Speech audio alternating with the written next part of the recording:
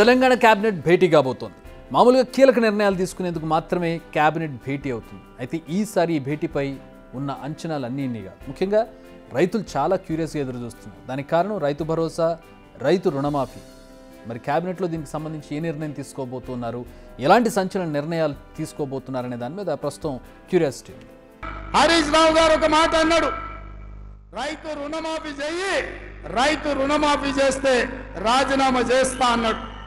నేను ఈ వేదిక మీద నుంచి మాట ఇస్తున్నా, రామప్ప దేవాలయం శివుడి సాక్షిగా, సమ్మక్క సారలమ్మ సాక్షిగా, 1000 స్తంభాల గుడి సాక్షిగా, అక్కడి సూర్యుడు ఇక్కడ ఉదయించిన, భూమి ఆకాశం తిరగబడ్డా, తుఫానులు వచ్చినా, భూకంపం వచ్చినా, భూమి బద్దలైనా, నేను మాట ఇస్తున్నా 15 ఆగస్టు లోపల తెలంగాణ రైతాంగానికి 15 ఆగస్టు లోపల తెలంగాణ రైతాంగానికి 2 లక్షల రూపాయల రుణమాఫీ చేసి తీరుతా. హరీష్ రావు అన్నావు కదా సిద్దిపేటకు రాజీనామా చేస్తా అని, రాజీనామా పత్రం జేబులో పెట్టుకో.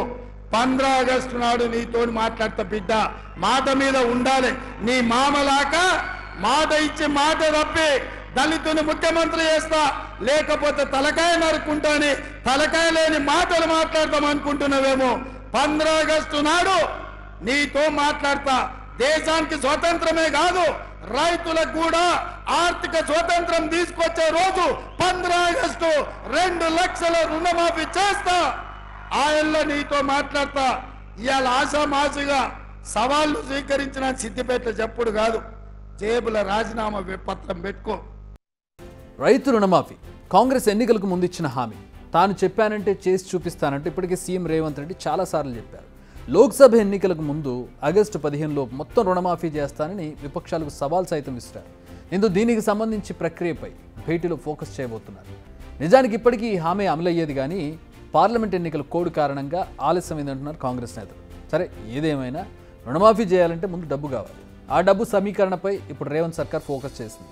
అయితే రుణమాఫీతో పాటు ఇతర సంక్షేమ పథకాల అమలుకు దాదాపుగా 50,000 కోట్లు అవసరం అవుతుందని అంచనా. ఇప్పుడు ఈ నిధులను ఎలా సమీకరించాలన్న దానిపైనే భేటీ జరుగుతోంది. భేటీలో ముఖ్యంగా దాని మీద ఫోకస్ చేయనున్నట్టుగా తెలుస్తోంది. అంతేకాదు, వచ్చే నెల మొదటి వారం నుంచే రైతు రుణమాఫీకి ప్రభుత్వం రెడీ అయినట్టుగా తెలుస్తోంది. ఇప్పటికే మార్గదర్శకాలు, నిధుల సమీకరణపై ఒక అంచనాకు వచ్చినట్టుగా తెలుస్తోంది. అయితే అర్హులైన రైతులకు మాత్రమే రుణమాఫీ చేస్తారన్న ప్రచారం అయితే జరుగుతోంది. అంటే అసలైన రైతులకు మాత్రమే లబ్ధి చేకూర్చాలన్నది రేవంత్ సర్కార్ ఆలోచనలాగా అనిపిస్తోంది. అంటే కేంద్ర రాష్ట్ర ప్రభుత్వాల్లో రాజ్యాంగ పదవుల్లో ఉన్నవారికి, మాజీ మంత్రులకు, ప్రస్తుత ఎంపీలు, ఎమ్మెల్యేలు, ఎమ్మెల్సీలు, జిల్లా పరిషత్ చైర్మన్లు, మేయర్లు, కేంద్ర రాష్ట్ర ప్రభుత్వాల్లో ఉన్నత కేటగిరీల్లోని ఉద్యోగులు, చార్టెడ్ అకౌంటెంట్లు, డాక్టర్లు, ఇంజనీర్లు, లాయర్లు, ఇలా పలు రంగాల్లో ఉన్నవారికి రుణమాఫీ ఉండకపోవచ్చు అనేది ఓ సమాచారం.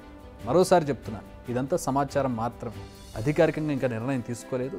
తీసుకోవచ్చు, తీసుకోకపోవచ్చు. ఇంకా దీనిపై తుది నిర్ణయం తీసుకోవాల్సి ఉంది. నిజానికి అసలైన లబ్ధిదారులకు చేరితేనే ఆ పథకం పెట్టినందుకు ఒక ప్రతిఫలం ఉంటుంది. రుణమాఫీని కూడా ఒక్కసారే కాకుండా దశల వారీగా చేయాలన్న ఆలోచనలో ఉంది సర్కార్. జూలై మొదటి వారం నుంచి ఇది స్టార్ట్ కానుంది.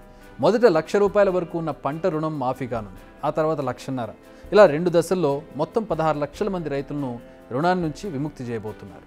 ఆ తర్వాత అంటే 2 లక్షల వరకు ఉన్న రైతులను మరో 2 దశల్లో అమలు చేయబోతున్నారు. ఇది రుణమాఫీ సంగతి. ఇక రైతు భరోసాకు సంబంధించి చూస్తే రేవంత్ సర్కార్ దానికి కూడా రెడీగా ఉంది. రైతు భరోసా కింద పంట పెట్టుబడి సాయం కింద ప్రతి ఎకరాకు 15,000 అందిస్తామని కాంగ్రెస్ తమ హామీల్లో, ఎలక్షన్ హామీల్లో ఇచ్చింది. ఖరీఫ్ సీజన్ ప్రారంభమవుతుండడంతో పెట్టుబడి సాయం అందించేందుకు ఇప్పుడు గ్రౌండ్ ప్రిపేర్ చేసుకుంటున్నారు. గతంలో రైతు బంధు పథకం కింద ప్రతి ఎకరాకు 10,000 రూపాయలు అందించారు. కానీ దాన్ని 15,000కు పెంచి 2 విడతల్లో జమ చేయనుంది కాంగ్రెస్ ప్రభుత్వం. రుణమాఫీ లాగానే రైతు భరోసాను కూడా అర్హులకే అందజేయాలని చూస్తున్నారు. ఎవరికైతే కరెక్ట్ లబ్ధిదారులు ఉంటారో వాళ్ళకి. గతంలో కొండలు, గుట్టలు, రియల్ ఎస్టేట్ భూములకు కూడా రైతు బంధు సాయం అందింది. సాగు చేసిన భూమితో పాటు సాగు చేయని భూమికి కూడా డబ్బులు క్రెడిట్ చేశారు. అంతెందుకు, బడా వ్యాపారవేత్తలు, ప్రజాప్రతినిధులు, ఎమ్మెల్యేలు, మంత్రులు, వీళ్లకు కూడా ప్రభుత్వం నుంచి వచ్చే రైతు బంధు అందింది. అంటే ప్రభుత్వ సొమ్ము పక్కదారి పట్టినట్టే కదా. ఈసారి అలా కాకుండా ఫిల్టర్ చేయబోతున్నారు.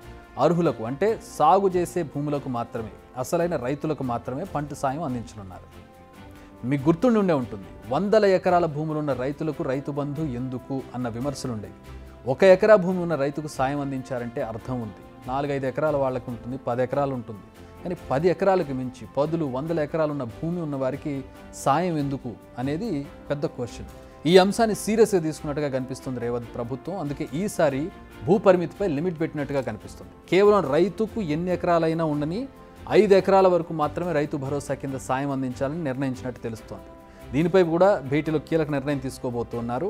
నిజానికి ఇది అవసరమైన నిర్ణయం. ఈ లిమిట్పై ప్రజల నుంచి వ్యతిరేకత వచ్చే ఛాన్స్ కూడా లేదు. అంతేకాదు దీనిని హర్షించే వారి సంఖ్య ఎక్కువగా ఉంటుంది. మరి దీనిపై రేవంత్ సర్కార్ అడుగులు ఎటువైపు పడతాయనేది లెట్స్ వెయిట్ అండ్ సీ. ఇప్పుడు చెప్పిన ఇన్ఫర్మేషన్ అంతా మరొకసారి చెప్తున్నాం. ఇదంతా కూడా అందుతున్న సమాచారం ప్రకారం మేము అందిస్తూ ఉన్నాం. సో విధానపరమైన నిర్ణయం కేబినెట్ భేటీ తర్వాత జరుగుతుంది. ఆ ప్రకటన అధికారికంగా వస్తుంది. దీంట్లో మార్పులు చేర్పులు చాలా ఉండొచ్చు. బిగ్ టీవీ అవుట్లుక్ కథనాలు నచ్చితే వెంటనే బిగ్ టీవీ ఛానల్ ను సబ్స్క్రైబ్ చేయండి.